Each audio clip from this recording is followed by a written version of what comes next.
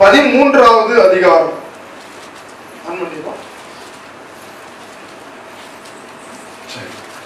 ஒன்றாம் புஸ்தகம் 13ஆம் அதிகாரத்திலே நாம் பார்க்கிறோம், ஒரு தேவனுடைய மனுஷர் ஒருத்தர் வருகிறார். 1ஆம் வசனம் வாசிங்க. யெரொபெயாம் தூபம் காட்ட நிற்கையில் இதோ தேவனுடைய மனுஷன் ஒருவன் கர்த்தருடைய வார்த்தையின்படியே யூதாவிலிருந்து பெத்தேலுக்கு வந்து, கவனிங்க,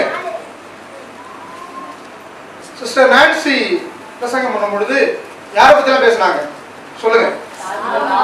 தாவீதை பத்தி பேசினாங்க. அடுத்தது சாலமோனை பத்தி பேசினாங்க. அடுத்தது யோபு பத்தி பேசினாங்க. சரி, இப்ப நான் தாவீதுல இருந்து ஆரம்பிக்கிறேன். தாவீது ஆண்டவருக்கு பிரியமான ராஜாவா இருந்தார். எப்படிப்பட்ட ராஜாவா இருந்தாரு? அப்போ மொத்த இஸ்ரவேலையும் அவர் என்ன செஞ்சாரு? ஆளுகை செய்தார். சாலமோன் ஆண்டவருக்கு பிரியமான ராஜாவா இருந்தாரு. அவர் என்ன செஞ்சாரு? மொத்த இஸ்ரவேலை என்ன செய்யறாரு? ஆளுகை செய்கிறார். அல்லேலூயா சொல்லுங்க. ஆனா அவருக்கு பின்னாடி வருகிற யெரொபெயாம் என்கிற ஒரு ராஜா வர்றான். யாரோட பையன் அவன்? சாலமோனுடைய. இப்ப எல்லாம் வந்து சொல்றாங்க, அப்பா உங்க அப்பா ரொம்ப வரி போட்டுட்டாரு. 12ஆம் அதிகாரத்துல வீட்டுல வாசிச்சு பாருங்க. உங்க அப்பா என்ன செஞ்சிட்டாரு? வரி போட்டுட்டாரு. மோடி மாதிரி என்ன செஞ்சிட்டாரு? 18% ஜிஎஸ்டி போறாரு. இட்லி வாங்கினா ஒரு பெரிய பிரச்சனை போயிட்டு இருக்கு. பண்ணுக்கு ஜிஎஸ்டி இல்லையா, பண்ணு மேல கிரீம் வச்சா அதுக்கு ஜிஎஸ்டியா.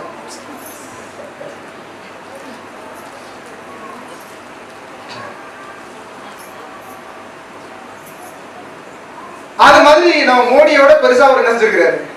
வரி போட்டிருக்காரு. யாரு போட்டது? யாரு போட்டது?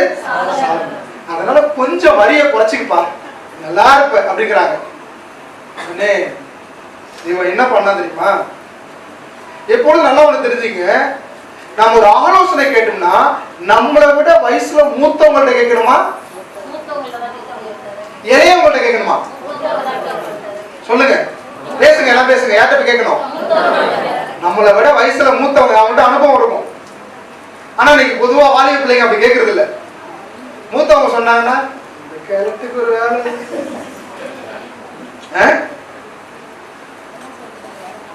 அப்படிதான் சொல்றாங்க.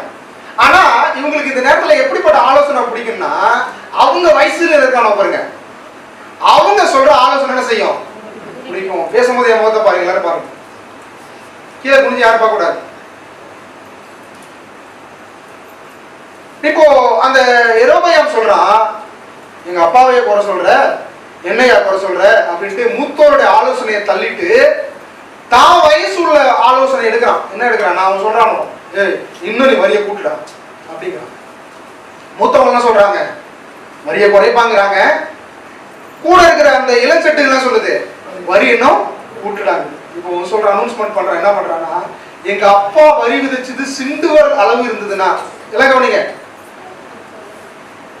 எந்த அளவு? சிண்டுவர் அளவு இருந்ததுன்னா நான் வரி விதிக்கும் போது எப்படி இருக்கு? இடுப்பு அளவு இருக்குங்கிறான். சிண்டு வரல 6 இன்ச்சு கூட இருக்காது, இடுப்பு 36 இன்ச்சு. இப்போ இதனால என்ன ஆச்சுன்னா, ராஜ்யபாரம் யெரொபெயாமை விட்டு ரெகோபெயாமை விட்டு யெகோபெயாம் என்கிற ஒரு மனிதனிடத்திலே போகிறது.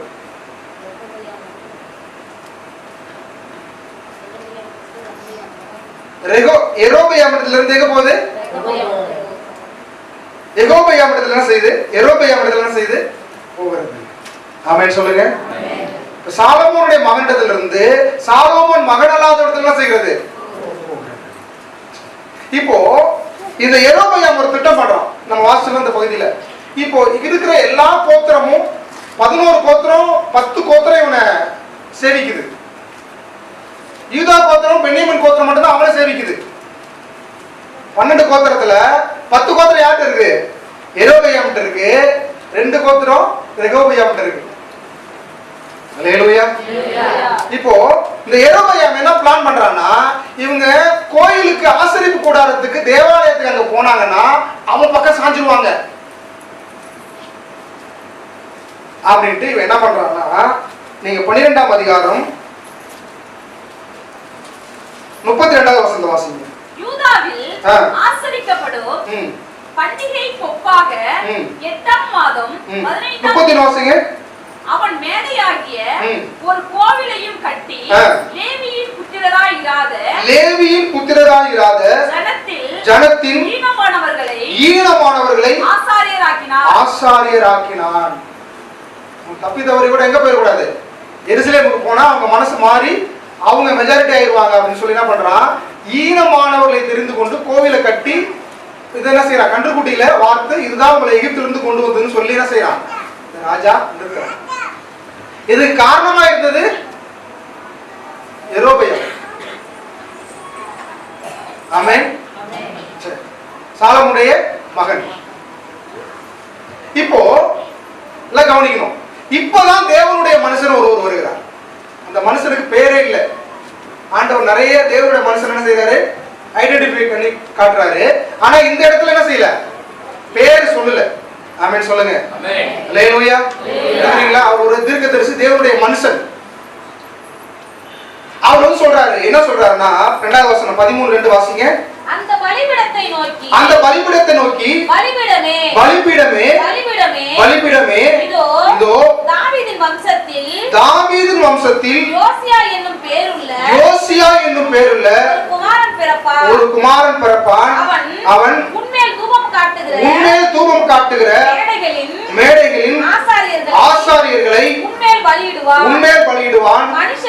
மனுஷரின் எலும்புகளும் உன்மேல் சுட்டரிக்கப்படும் என்பதை கர்த்தர் உரைக்கிறார் என்று கர்த்தருடைய வார்த்தையை கூறி அன்றைய தினம் அவன் ஒரு அடையாளத்தையும் சொல்லி. ஆமென் சொல்லுங்க.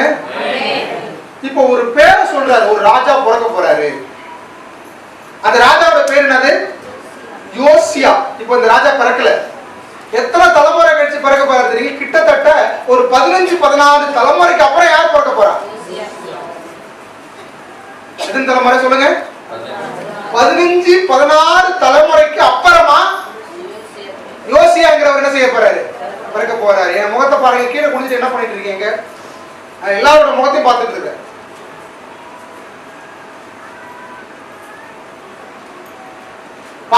தலைமுறைக்கு அப்புறம் யார் பிறக்க போறா? அப்போ ஒரு நல்ல ஒரு மனசு தீர்க்கதரிசியா இல்ல அவரு. அல்லேலூயா சொல்லுங்க. நான் ஷார்ட்டா சொல்றேன். 16 தலைமுறைக்கு அப்புறம் 15-16 தலைமுறைக்கு அப்புறம் பிறக்க போகிற ஒரு ராஜாவை பத்தி என்ன செய்யறாரு அவரு சொல்றாரு. முதல் காரியம் தீர்க்கதரிசி. இப்படி சொல்லிட்டு இருக்கும்போது இந்த யெரொபெயாம் ராஜா என்ன செய்யறான், நான் எவ்வளவு பெரிய ராஜா, எனக்கு விரோதமா நீ தீர்க்கதரிசி சொல்ல போறியா?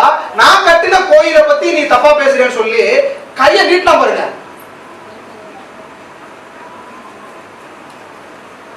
சொல்லுங்க. நீட்ல கை என்ன செய்ய முடியல, மடக்க முடியல. அவ்வளவு வல்லமையான ஒரு தேவனுடைய மனுஷன். ஆமென் சொல்லுங்க. அல்லேலூயா சொல்லுங்க.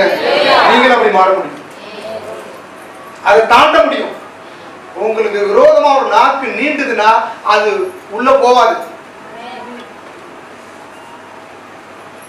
சொல்லுங்க. அப்ப அந்த அளவுக்கு நம்ம என்ன செய்யணும், கர்த்தருக்குள்ள வளரணும். அப்போ அந்த யெரொபெயாம் ராஜா நீட்டுறான், அவனை பிடிக்கலாங்கிறான், நீட்ல கை என்ன செய்ய முடியல. அவ்வளவு வல்லமையான ஒரு ஊழியக்காரர், தேவனுடைய மனுஷன். ஆமென் சொல்லுங்க. சொல்லுங்க. ஒன்னொன்னா நீங்க கவனிச்சுவாங்க. அப்புறம் பிறக்க போற ராஜாவை பத்தி தீர்க்கதரிசி சொல்றாரு. யோசியாவுக்கு ஒரு ராஜா பிறக்க போறாரு. சும்மா கண்ணாமண்ணா சொல்ல, அவரு பேரோட சொல்றாரு, வம்சத்தோட சொல்றாரு. யோசியாங்க ஒரு ராஜா பிறக்க போறாரு, இந்த பலிபீடத்தை இடிச்சு தவிடுபடி ஆக்குவாரு அப்படின்னு சொல்றாரு. ரெண்டாவது, அவருக்கு நேரா கிட்டப்பட்ட கையில செய்யப்படல, மடக்க முடியல. இவ்வளவு வல்லமையான ஒரு மனுஷன். ஆமென் சொல்லுங்க. உற்சாகமா சொல்லுங்க. அல்லேலூயா. இவருடைய வாழ்க்கையே எது நடந்து போறதுக்கு தான் நாம் கணிக்க போறோம்.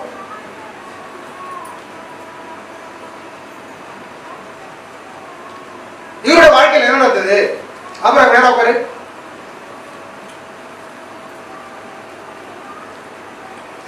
இப்போ இவர் வந்து போகும்பொழுது ஆண்டவர் ஒன்று சொல்றாரு, நீ இந்த தேசத்துல போய் சாப்பிடக்கூடாது.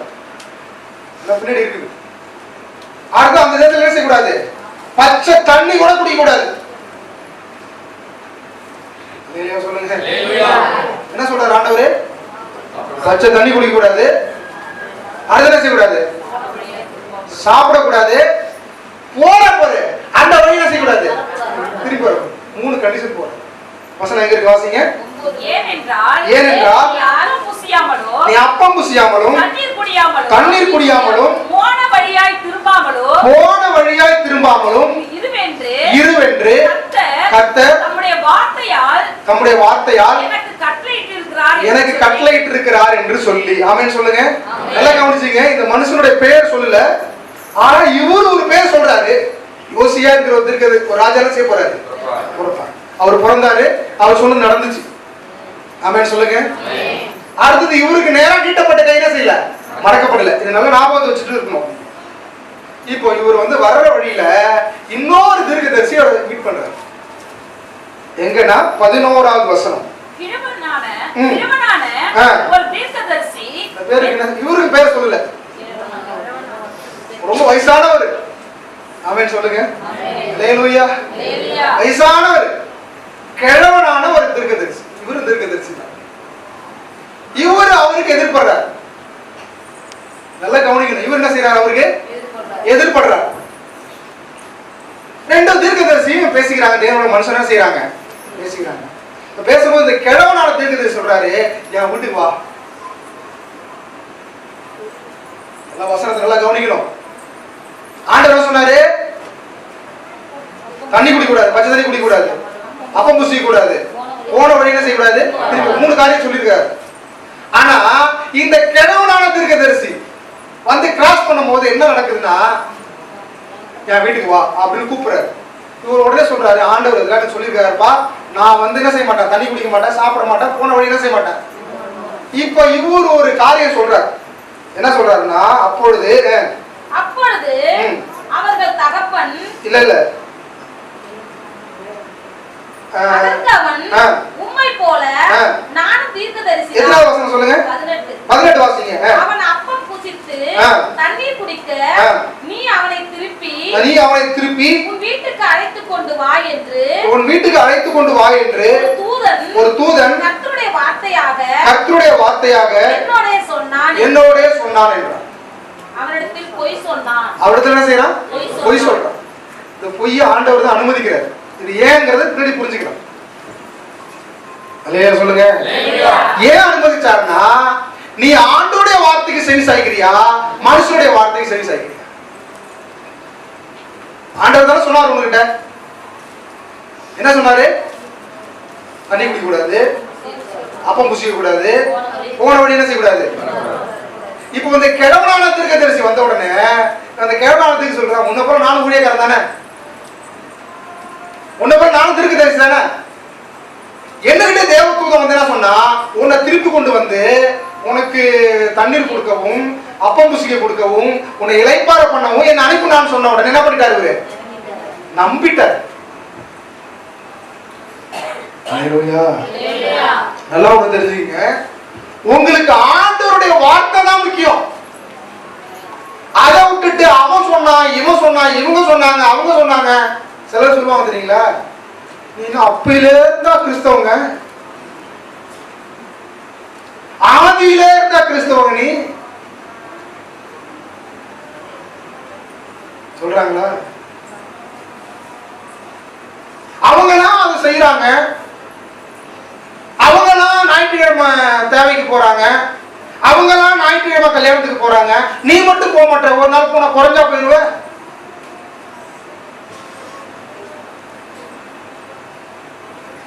இப்படி யாரு சொன்னாலும் நீங்க என்ன செய்யக்கூடாது? சரி செய்யக்கூடாது. அல்லேலூயா சொல்லுங்க. உச்சாம சொல்லுங்க. அல்லேலூயா. இது போல நிறைய விஷயத்த உங்களை என்ன செய்வாங்க, குழப்பம் மனசை போட்டு. ஆண்டவர் உன்னை பரிசுத்தமா இருக்க வச்சிருக்கிறாரு, நீதியா வச்சிருக்கிறாரு, உன்னை அவரை போல வாழ்ந்து வச்சிருக்கிறாரு. அல்லேலூயா சொல்லுங்க. அவனாவது சில ஊழியக்காரன் கூட வருவான், யாரு பேச்சு கேட்க கூடாது. நமக்கு யாருடைய பேச்சு தான் முக்கியம்? கர்த்தருடைய வார்த்தை தான் முக்கியம். அல்லேலூயா சொல்லுங்க. உச்சாம சொல்லுங்க. அல்லேலூயா. சில நேரத்துல ஆண்டவரே நம்ம சோதிப்பாரு. ஒரு ஆளை அனுப்பி விட்டு அந்த ஆளு பொய் சொல்ல விட்டு, நீ பொய்யில இருக்கிறியா ஆண்டவர் வார்த்தையில இருக்கிறியா ஆண்டவர் என்ன செய்வாரு? சோதிப்பார். ஆமென் சொல்லுங்க. உற்சாகமா சொல்லுங்க. அல்லேலூயா. இப்போ கிட்டத்தட்ட ஆண்டவர் தான் அனுமதிக்கிறார். இந்த மனுஷன் கரெக்டா போறாரா, நம்ம வார்த்தை கேட்கிறாரா, இல்ல மனுஷனுடைய வார்த்தை கேட்கிறாரு சொல்லி யாரும் அனுமதிக்கிறாரு. அது பின்னாடி நீங்க பார்க்கலாம். ஆமென். சரி, இன்னொரு என்ன செஞ்சிட்டாரு? சரி, ஆண்டவர் தான் சொல்லியிருக்கிறாரு, இது போய் நம்பிட்டாரு. இப்போ இவருக்கு என்ன இருந்திருக்குன்னா, ஒண்ணுகிட்ட சொன்ன ஆண்டவர் ஏன் என்கிட்ட சொல்லுங்க கேட்டிருக்குமா வேணாமா? ஆமென் சொல்லுங்க. அவர் தானே அனுப்புனாரு, அவர் தானே அப்பம் புசிக்க வேணும்னு சொன்னாரு, அவர் தானே தண்ணி குடிக்க வேணும்னு சொன்னாரு, அவர் தானே போன வழியா திருப்பி வரக்கூடாதுன்னு சொன்னாரு. ஒண்ணுகிட்ட சொன்ன ஆண்டவர் ஏன் என்கிட்ட சொல்லல? அல்லேலூயா சொல்லுங்க. உற்சாகமா சொல்லுங்க. அந்த தெளிவு நமக்கு இருக்கணும். என்ன நடக்குது அப்படின்னா, இவர் உடனே என்ன செஞ்சிட்டாரு? அந்த வார்த்தையை நம்பி வீட்டுக்கு போயிட்டாரு. எந்த வீட்டுக்கு? கிழவனான தீர்க்கதரிசி வீட்டுக்கு போயிட்டாரு. அதை நீங்க அப்படியே விஷுவலா பார்த்துட்டு இருங்க, என்ன நடக்குது அப்படின்னு. அப்படி போறாரு. கழுது மலை போனவரா என்ன செய்யறாரு? திருப்ப கூட்டிக்கிட்டு கிழவனான தீர்க்கதரிசி வீட்டுக்கு வந்துட்டாங்க. வந்த உடனே அங்க எல்லாம் போட்டு பலத்த விருந்து நடக்குது.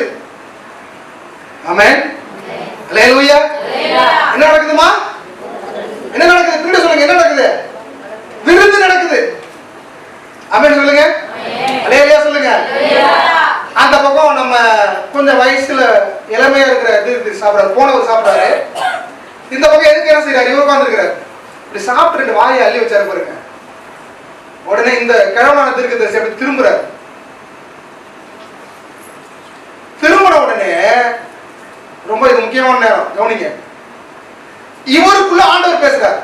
யாருக்குள்ள? கிழவனான தீர்க்கதரிசிக்குள்ள பேசுறாரு. பொய் சொன்னார்ல, அவருக்குள்ள இருந்து பேசுறாரு ஆண்டவர். என்ன பேசினாரு வாசிங்க. அவர்கள் பந்தியில் வசனம் சொல்லு. அவர்கள் பந்தியில் உட்கார்ந்து இருக்கும்போது அந்த வசனத்தை வாசிங்க. அவர்கள் பந்தியில் உட்கார்ந்து இருக்கிறபோது பந்தி வசனம் சொல்லுங்க. 20 அவனை திருப்பி கொண்டு வந்த தீர்க்கதரிசி கர்த்தருடைய வார்த்தை உண்டானதினால் அவன் யூதாவில் இருந்து வந்த தேவனுடைய மனுஷனை பார்த்து சத்தமிட்டு கவனிக்கணும். என்ன செஞ்சாரு? ஒரத்த சத்தம் பேசுறாரு.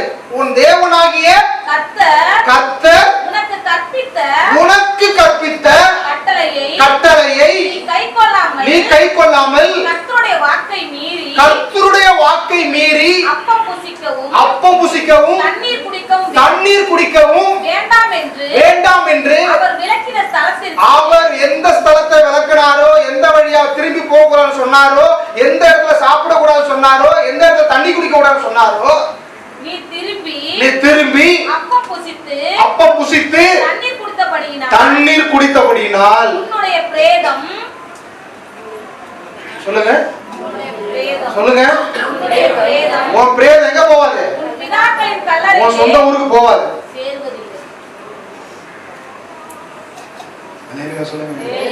இந்த வாய் தான் போய் சொல்லி கூட்டு வந்துச்சு. என் கூட ஆண்டவர் பேசினாரு. ஆண்டவர் அனுமதிச்சிருக்கிறாரு. நீ ஏன் வார்த்தையை கேட்கிறியா இல்ல இது மனுஷனுடைய வார்த்தையை கேட்கிறியா? ஆண்டவர் செய்யறாரு, அனுமதிச்சிருக்கிறாரு. இது பின்னாடி புரியும் உங்களுக்கு. இப்போ சாப்பாடு அள்ளி வாயில வச்சிருக்கு, நிம்மதியா சாப்பிட முடியுமா?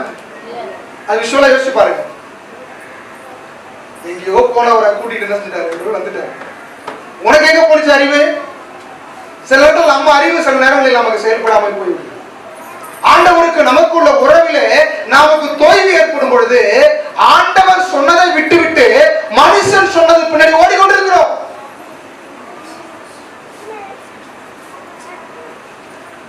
நீங்க மனுஷன் நம்பி ஓடினீங்கன்னா ஒரு நட்டாத்திர விட்டுடுவான்.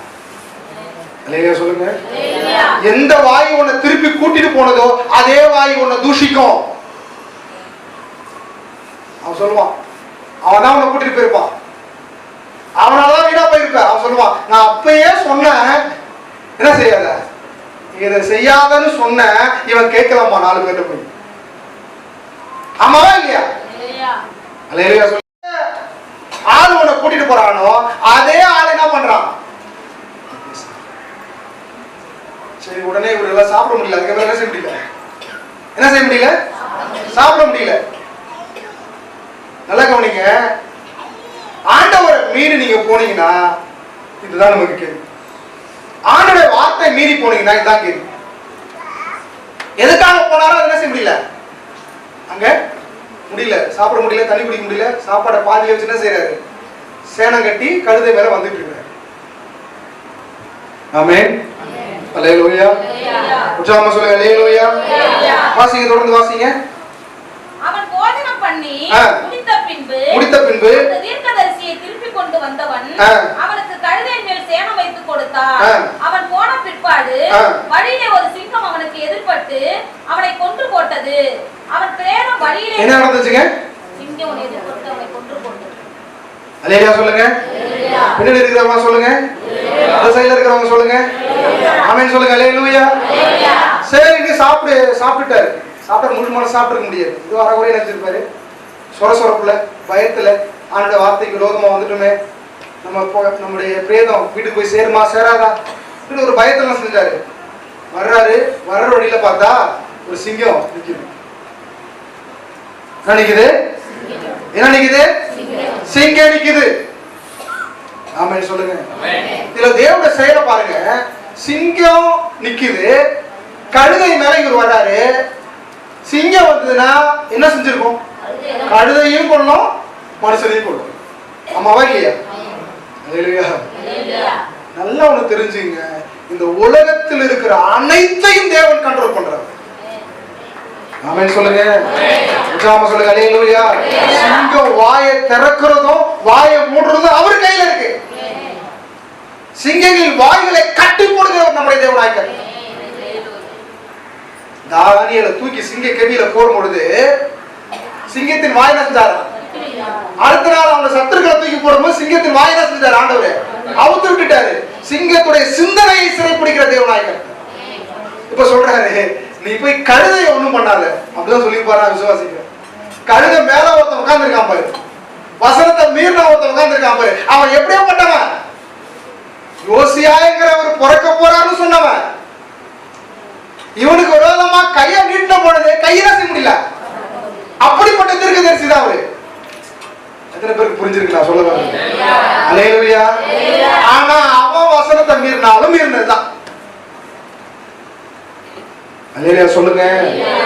உற்சாகமா சொல்லுங்க அல்லேலூயா.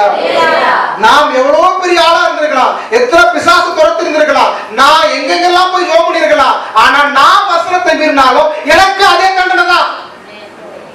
வசனம் யாருக்கு என்ன செய்யாது, எப்பொழுதும் மாறவே மாறாது. அல்லேலூயா. அவர் எவருக்காக மாற்றுகிற தேவன் அல்ல. இப்ப என்ன நடக்குதுன்னா, சிங்கம் கழுதை ஒண்ணு செய்யல. கழுதை மேல ஒருத்தர் உட்கார்ந்தாரு, தேவட மனுஷன். அவரை ஒரே அடிச்சு வாசிங்க, தொடர்ந்து வாசிங்க. அந்த வழியே அவன் போன பிற்பாடு வழியிலே ஒரு சிங்கம் அவனுக்கு எதிர்பட்டு அவனை கொன்று போட்டது. அவன் என்ன செஞ்சுச்சு? கொன்று போட்டது. அவன் பிரேதம் வழியிலே கிடந்தது. கழுதை அதன் அண்டையிலே நின்றது. பிரேதம் அவன் பக்கத்துல நிக்குது, கழுதை அவன் பக்கத்துல நிக்குது. அடுத்தது சிங்கம் பிரேத தண்டையிலே நின்றது. சிங்கம் அது பிரேத தண்டையில செய்யுது நின்றது. இவ்வளவு நேரமா அந்த கழுதைய அந்த சிங்கம் ஒண்ணுமே பண்ணல. ஆண்டவர் எதுக்காக அனுப்பியிருக்கிறாரு? எதுக்காக அனுப்பியிருக்கிறாரு? அவனுடைய வசனத்தை மீறினா பாருங்க, அவனை கொலை பண்றதுன்னு அனுப்பியிருக்கிறாரு. இப்போ இவரு வீட்டுல கிடக்குறாரு. கிடந்த உடனே அந்த வழியா போறாங்கல்ல, இவருலாம் பயங்கர ஆச்சரியம். வழியில போற யாரையும் அந்த சிங்கம் ஒண்ணும் பண்ணல. என்ன செய்யல? வழியில போறவங்க ஒண்ணு செய்யல, கழுதையும் ஒண்ணு செய்யல. வழியில போறவங்க பார்த்துட்டு அந்த ஏற்கனவே கிழவனால தீர்க்கதரிசி ஒருத்தர் இருந்தார்ல, அவர்கிட்ட போய் சொல்றாரு, ஐயோ என் சகோதரன் இறந்துட்டான்னு சொல்லி அவனை அழைச்சிட்டு வந்து பாக்குறாரு. அது வரைக்கும் அந்த சிங்கம் என்ன செய்யலாம், அங்கதான் நிக்குது. கழுதை ஒண்ணுமே செய்யல. இங்கதான் தேவனுடைய செயல் இருக்கிறாரு. ஆமென் சொல்லுங்க. உற்சாகமா சொல்லுங்க அல்லேலூயா. அந்த ஆளை கொண்டு அந்த சிங்கத்தை கழுதை எவ்வளவு நேரம் ஆகுது கொல்றதுக்கு? அந்த வழியில போறவங்களை கொல்றதுக்கு எவ்வளவு நேரம் ஆகும்? எல்லாம் ஒண்ணு தெரிஞ்சுக்கங்க, நீங்க ஆண்டவருடைய வசனத்துக்குள்ள இருந்தீங்கன்னா தலைமுடியெல்லாம் கர்த்தர் பாதுகாத்து. ஆமென் சொல்லுங்க. உற்சாகமா சொல்லுங்க அல்லேலூயா. அவருடைய அனுமதி இல்லாம உங்க தலையிலிருந்து இருக்கிற ஒரு முடிய கூட ஒரு நாளும் பறித்துக் கொள்ள இயலாது. ஆமென் சொல்லுங்க. உற்சாகமா சொல்லுங்க அல்லேலூயா. அவருடைய வசனத்தை மீறினீங்கன்னா உங்களை யாராலையுமே காப்பாற்ற முடியும். இதான் சத்தியம். ஆமென் சொல்லுங்க.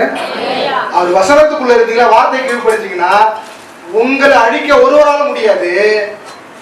அவர் வசனத்துக்குள்ள இருந்தீங்கன்னா வசனத்தை விட்டு மீறி போனீங்கன்னா உங்களை காப்பாற்ற யாராலையும் செய்ய முடியாது. ஏன்னா கர்த்தர் எதிரியா வந்துடுவார். ஆமென் சொல்லுங்க. உற்சாகமா சொல்லுங்க அல்லேலூயா. அதை யார் சொன்னாலும் சரிதான். இன்னைக்கு பிரசங்கிக்க நானே நாளைக்கு மாத்தி பேசினாலும் அதை நம்ப கூடாது. வேறொரு சுவிசேஷம் இல்லை. பரிசுத்தம் பரிசுத்தம் தான், நீதி நீதிதான், உண்மை உண்மைதான். அப்போஸ்தலன் பவுல் சொல்றார், கலாத்தியர் 1-2 வசனத்தை வாசிங்க சீக்கிரமா.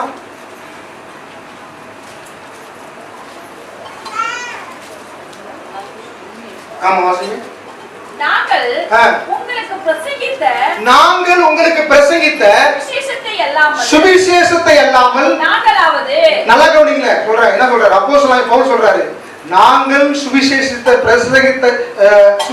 அல்லாமல் நாங்களாவது அப்படின்னு சொல்றாரு. பிரசங்கம் பண்ண நானே திரும்பி வந்து இது உண்மை இல்ல சொன்னது கூடாதா நம்ப கூடாது.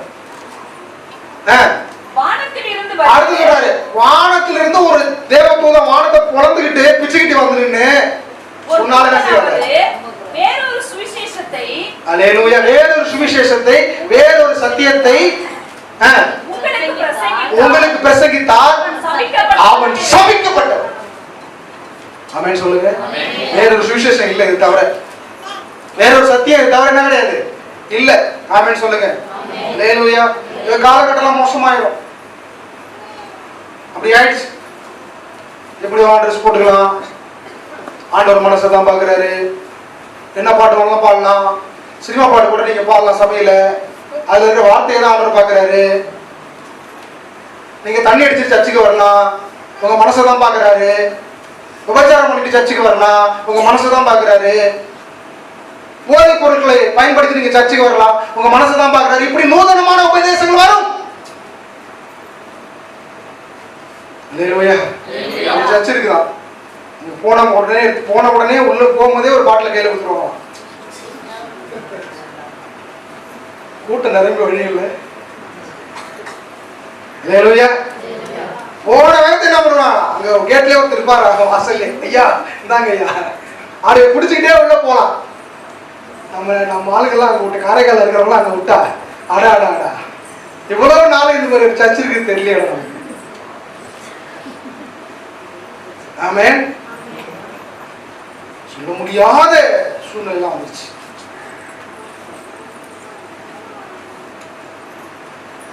இன்னொரு சபை இருக்கு, இப்படிலாம் இருக்கோமான்னு ஆச்சரியப்படும். சில்ட்ரன் ஆஃப் காட், அவங்க பேர் என்னது?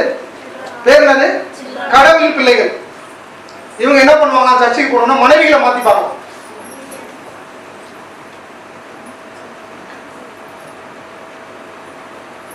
என்ன பண்ணுவாங்களா, எல்லாம் இருக்குதுங்க, இதெல்லாம் நமக்கு தெரியல. மனைவிகளை மாத்திப்பாங்களாம். எப்படி மாத்துவாங்கன்னா, பெரிய பெரிய கார்ல எல்லாம் போவாங்க, இந்த கார் சாவி ட்ரெயின் வச்சிருவாங்க. யாருக்கு எந்தெந்த கார் சாவி வருதோ அவங்க மனைவியோட என்ன செய்யலாம். சில்ட்ரன் ஆஃப் காட் அவங்க பேரு. இதெல்லாம் உலகம் இருக்குது நமக்கு முன்னாடி. அந்த உலகத்துல நீங்கள் நானும் வாழ்ந்துட்டு இருக்கோம். இந்த சுவிசேஷத்தை இல்லாமல் வேறொரு சுவிசேஷம் இல்லையே. ஆமென் சொல்லுங்க அல்லேலூயா.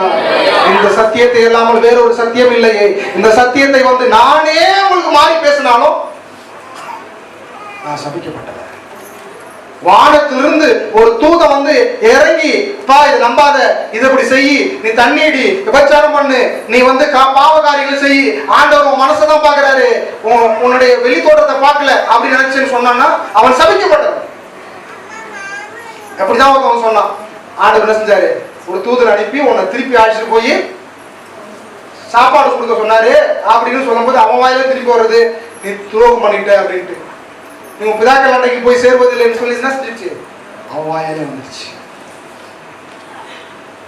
அல்லேலூயா. உற்சாகமா சொல்லுங்க அல்லேலூயா. வேறொரு சுவிசேஷம் இல்லை, வேறொரு சுவிசேஷம் இல்லை, வேறொரு சத்தியம் இல்லை. இந்த சத்தியம் தான் சத்தியம். ஆண்டவர் சொல்லிட்டாருன்னா அது சொன்னதுதான், அது மாற்ற மாட்டார். அப்படியே மாத்தினா ஒண்ணுகிட்ட சொல்லுவார் அவர். அல்லேலூயா சொல்லுங்க, உற்சாகமா சொல்லுங்க அல்லேலூயா. பார்க்கிறோம் இந்த வல்லமையான ஒரு தீர்க்கதரிசி, தேவனுடைய மனுஷன், தீர்க்க தரிசனம் சொன்னவர். அவர் இறந்து போனாலும் அவர் சொன்ன தீர்க்க தரிசனம் செஞ்சுச்சு, நிறைவேறிச்சு. யோசியா என்ன செஞ்சாரு? பிறந்தாரு, மேடைகளை தகர்த்தார். அவருக்கு விரோதமா கையை நீட்ட போதுதான் செய்யல, கையை மடக்க முடியல. அப்படிப்பட்ட ஒரு வல்லமையான தீர்க்கதரிசி சிங்கத்தினால் அடிக்கப்பட்டு அனாதை புறம் போல கடந்ததற்கு என்ன காரணம்? அவர் பிதாக்கள் அன்னைக்கு சேர முடியாததுக்கு என்ன காரணம்? தேவனுடைய வார்த்தையை மீறிட்டார். ஆமென் சொல்லுங்க, உற்சாகமா சொல்லுங்க அல்லேலூயா. ஆதாம் ஏவாள் தோட்டத்தை விட்டு துரத்தப்பட்டதுக்கு என்ன காரணம்? வார்த்தையை மீறிட்டாங்கய்யா, அதான் காரணம். ஆமென் சொல்லுங்க. நன்றா அவங்க புரிந்து கொள்ளுங்க. அவருடைய வார்த்தையை கை கொள்ளாம அவருக்கு பிரியமா இருக்கவே முடியாது. நீங்க நினைச்சிட்டு இருக்கலாம், நான் அவருக்கு பிரியமா இருக்கிறேன், நான் அவர் மேல அன்பா இருக்கிறேன், நான் அவருடைய காரியமா இருக்கிறேன், நான் அவருடைய சர்ச்சைக்கு போறேன், தசமா கொடுக்கிறேன், அதை செய்கிறேன், இதை நினைச்சிட்டு இருக்கலாம். No, never. அவருடைய வார்த்தைக்கு கீழ்ப்படியாம நீங்க என்ன செஞ்சாலும் அது பெஸ்ட். அல்லேலூயா. உற்சாகமா சொல்லுங்க அல்லேலூயா. ஒரு ஃபேஸ்புக்ல ஒரு கண்டென்ட் வந்துச்சு. சின்னோண்டு பார்த்து சாப்பிட்டதுக்கு மன்னிக்காத ஆண்டவரா உங்க பாவத்தெல்லாம் மன்னிக்க போறாருன்னு. அவனுக்கு என்னன்னு தெரியல, தெரியாம எழுதிருக்கான், பிதாவே அவர்களை மன்னியும், நாங்கள் செய்கிறது என்னதென்று ஒரு பழத்தை சாப்பிட்டதுக்காக இவ்வளவு பெரிய தண்டமே கேட்கிறான். அவனுக்கு என்ன செய்யல தெரியல. அவன் கண்கள் என்ன செய்யப்படல, திறக்கப்படல. நம்ம கண்ணு திறந்துருக்குல்ல. ஆமென் சொல்லுங்க. பழத்தை சாப்பிட்டதுக்காக துரத்து விடல, வார்த்தையை மீறினதற்காக துரத்து விட்டார். இந்த தீர்க்கதரிசி போய் சாப்பிட்டதுனால அவரை கொள்ளல, வார்த்தையை மீறினதுனால தான் கொண்டாரு. ஆமென் சொல்லுங்க. எங்க ஆண்டவரே போவோம், எங்கே போவோம்? நித்திய ஜீவனை தரக்கூடிய வார்த்தை உங்களுக்கு. ஆமென் சொல்லுங்க. நித்திய ஜீவனை தரக்கூடிய வார்த்தை இடத்துல இருக்கிறது. அதற்காக தான் துரத்தப்பட்ட ஆதாம் ஏவாள தேடி ஏதேன் தோட்டத்துல துரத்தப்பட்டவர்களை கல்வாரி தோட்டத்துக்குள்ள தேடி வந்தார். ஆமென் சொல்லுங்க. உற்சாகமா சொல்லுங்க அல்லேலூயா. உன்னையும் என்னையும் தேடி வந்திருக்கிறார். ஒன்னே ஒண்ணு சொல்றேன், ஒரு வார்த்தை கீழ்ப்படிங்க, ஒரு வார்த்தை கீழ்ப்படிங்க, ஒரு வார்த்தை கீழ்ப்படிங்க. அந்த கண்களை மூடுவோம். ஸ்தோத்திரம். அல்லேலூயா.